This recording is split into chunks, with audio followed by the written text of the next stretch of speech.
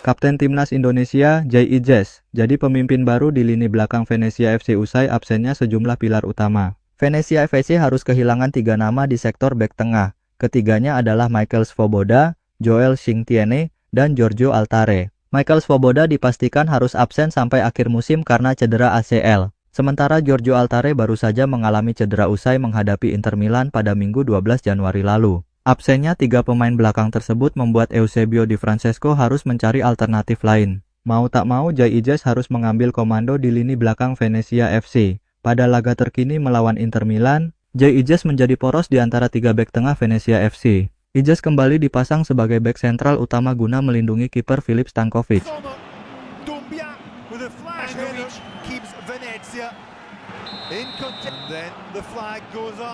Posisinya diapit Ricci oleh Sagrado dan Marins Verco di kedua sisi guna membentuk trio bek tengah. Peran tersebut rutin diemban Ijes sejak Michael Svoboda dilanda cedera ACL yang mengancamnya absen sampai akhir musim. Kolaborasi Ijes DKK sukses mematikan kuartet penyerang Inter tadi.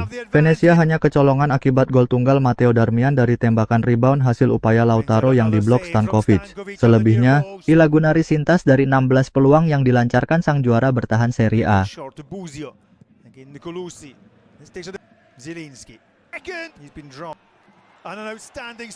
Ijes sendiri mendapat nilai terbagus di antara bek-bek Venezia versi sejumlah media ataupun portal statistik. Tutto Mercato Web, misalnya, memberinya nilai 7 dengan memuji kepemimpinan dan permainan elegan sang pemain. Sepanjang penampilan penuh, kolektor 9 caps Timnas Indonesia melakukan 4 sapuan, 3 kali mengeblok tembakan, dan penting pula sebagai inisiator serangan dari belakang. Jai Ijes mengaku bahwa dirinya harus memberikan dampak penting untuk tim yang dibelanya.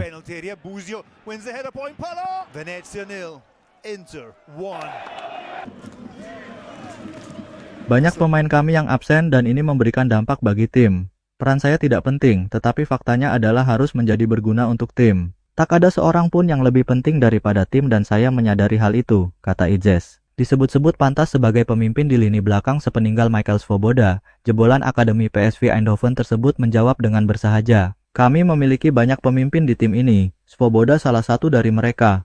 Kami punya kombinasi yang bagus antara pemain muda dan pemain lebih berpengalaman seperti Pohjanpalo dan Zampano. Bukan cuma saya yang memiliki pengalaman lebih banyak, dan hal terpenting adalah grup yang kami punya, lanjut Bang Jai.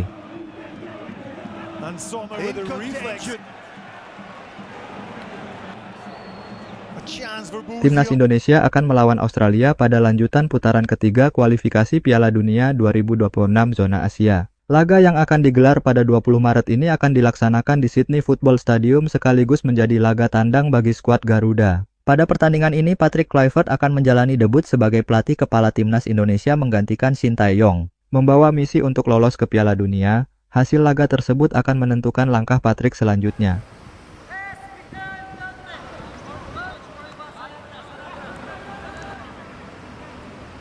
Menariknya, beberapa nama baru diprediksi akan bergabung ke timnas untuk laga tersebut. 2 nama yakni Jairo Riedewald dan Ole Romeni sudah muncul ke publik dan segera diproses. Salah satu nama yang sudah dijelaskan oleh Patrick Kluivert adalah Jairo Riedewald. Pemain Royal Antwerp jadi salah satu sosok yang sudah diincar untuk bisa segera bergabung ke skuad Garuda. Berposisi sebagai gelandang bertahan, pemain berdarah Maluku ini akan menambah kedalaman tim di sektor tengah.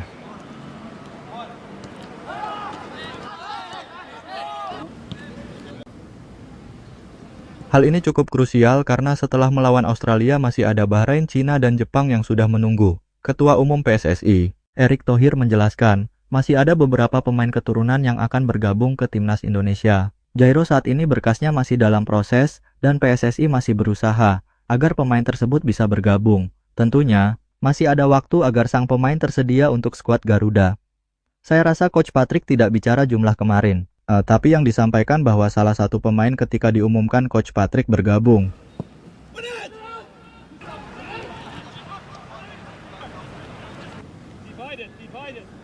Salah satu pemain yang respons itu Jairo Riedewald. Tetapi kan proses, kata Erick Thohir. Selanjutnya, Ole juga diproyeksikan bisa bermain untuk Timnas Indonesia. Pemain Oxford United ini sudah sempat tiba di Indonesia dan mengurus beberapa berkas. PSSI juga sudah melakukan proses untuk pemain yang berposisi striker tersebut. demi memperkuat lini depan timnas. Kalau Ole sendiri kan memang sudah cek kesehatan.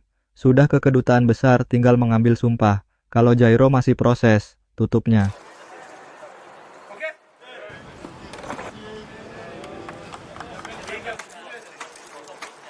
Media asal Belgia, Het Laatste Nieuws, menjelaskan bahwa hadirnya pemain keturunan memberikan dampak positif di timnas Indonesia. Mereka menilai bahwa ini jadi langkah penting dalam misi Indonesia untuk lolos ke Piala Dunia 2026. Tentunya, peluang semakin terbuka karena mereka saat ini berada di posisi ketiga klasemen grup. Para pemain naturalisasi memberikan suntikan kualitas dan hal tersebut terlihat dari hasilnya. Tuh, Indonesia masih berada dalam persaingan untuk lolos ke Piala Dunia tahun depan, sebagian berkat kemenangan yang indah melawan Arab Saudi. Ditulis laporan Het Laatste Nieuws.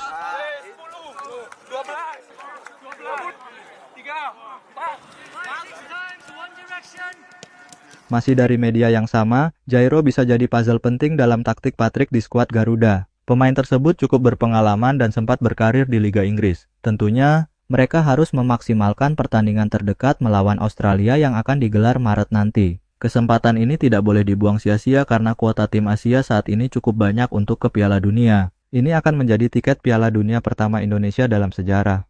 Tugas berikutnya adalah tugas yang berat. Pertandingan di Australia menyusul di bulan Maret. Dengan Riedewald di lapangan, tutup media tersebut.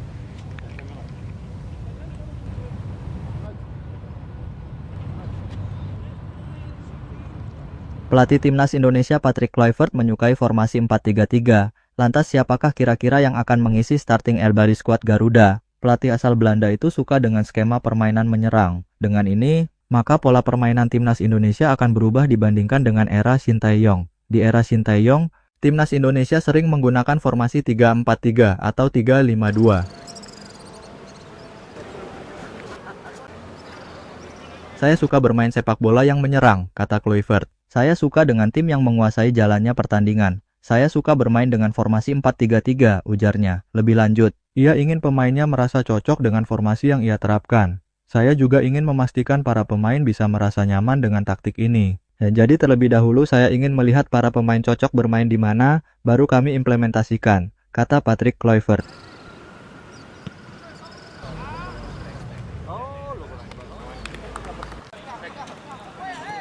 Jika menggunakan formasi 4-3-3, dengan pemain yang tersedia saat ini maka berikut kemungkinan pemain yang mengisi starting 11 timnas Indonesia. Untuk posisi kiper, Maarten Paes menjadi kandidat untuk posisi ini. Sejauh ini, ia menunjukkan penampilan yang konsisten di timnas Indonesia. Paes juga menjadi kiper utama di klubnya, FC Dallas. Untuk posisi lini belakang, kemungkinan besar akan diisi oleh Kevin Dix, Jay Ijes, Maes Hilgers, dan Calvin Verdong. Kevin Dix akan mengisi posisi bek kanan, Calvin Verdong di bek kiri. Sementara Jay Ijes dan Maes Hilgers di posisi bek tengah.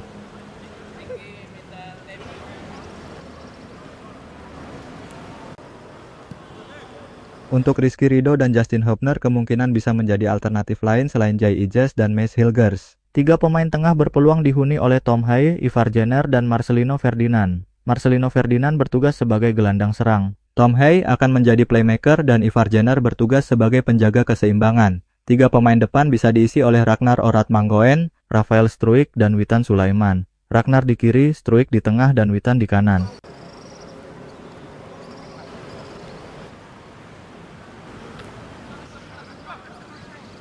Sementara itu negara tetangga kita tak mau kalah dengan timnas Indonesia soal kebijakan naturalisasi untuk mendongkrak prestasi tim nasional. Tim berjuluk Harimau Malaya mulai bergeliat lagi usai gagal total di ajang ASEAN Cup 2024. FM selaku Asosiasi Sepak Bola Malaysia sudah melakukan reformasi di tubuh tim nasional. Malaysia langsung mendapatkan tantangan untuk menjalani laga perdana kualifikasi Piala Asia 2027 yang dimulai pada Maret 2025. Bantuan juga datang dari pihak klub negeri jiran tersebut untuk memperkuat skuad Harimau Malaya.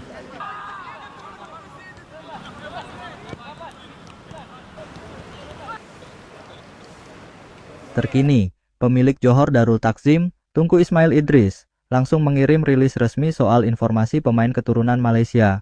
Tak tanggung-tanggung, pihaknya mengklaim ada 7 nama pemain keturunan yang sudah dipantau sejak lama. Selain memantau, Ismail Idris juga ikut melakukan lobi agar semuanya bersedia membela Harimau Malaya. Pemilik JDT tersebut meminta pemerintah Malaysia untuk bergerak cepat agar bisa tampil di ajang kualifikasi Piala Asia 2027.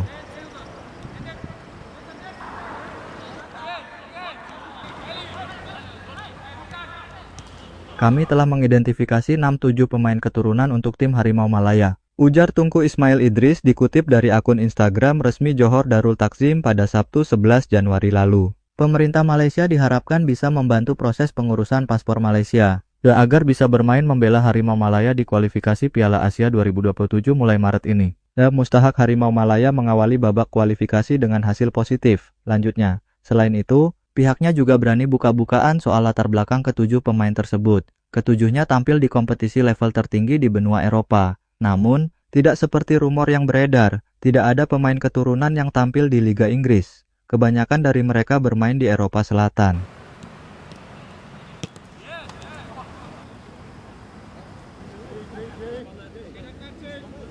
Bos JDT menyebut bahwa para pemain tersebut berposisi sebagai bek tengah, bek kiri, penyerang tengah, gelandang serang, dan penyerang sayap kiri. Bek tengah, bek kiri, striker, gelandang tengah, gelandang serang, dan penyerang sayap kiri. Ujar pemilik klub jawara Liga Super Malaysia musim ini tersebut di akun Twitter pribadinya. Mayoritas bermain di Liga Top Eropa. Tidak ada satu pemain pun yang datang dari Inggris. Kebanyakan datang dari Eropa Selatan, pungkasnya. Belum diketahui negara mana saja yang dimaksud oleh pemilik Johor Darul Takzim tersebut. Meski begitu, Harimau Malaysia harus segera bersiap menghadapi kualifikasi Piala Asia 2027 yang kick-off mulai 25 Maret 2025 menghadapi Nepal.